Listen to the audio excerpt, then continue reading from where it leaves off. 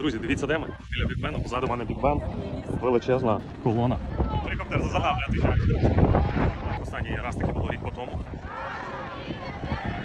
Я зараз швиденько так пройдусь, прискорю, глянути, скільки взагалі.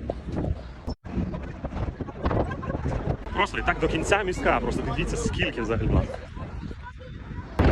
Придали сьогодні просто шторм, якийсь ураган, але люди все рівно прийшли, і люди тут, люди на місці. Дивіться, дуже багато людей розтягнулись, всі на весь місто тут в сторону Бікбену. Ось Бікбен, весь міст, я забув в інтернеті, яка його довжина, напишу отут. І всю довжину люди взялись за руки і зараз тримаються, як живий ланцюжок. Пішли, далі покажу. Блін, всіх просто вітром зносив. У нас тут штурмове попередження, реально, просто жесть. І все рівно люди тут, когось просто прапору так з рук вириває десь вітром. Але все рівно все тут. Боже, як це гарно. Як український кольор прапора, працює на Бікбена.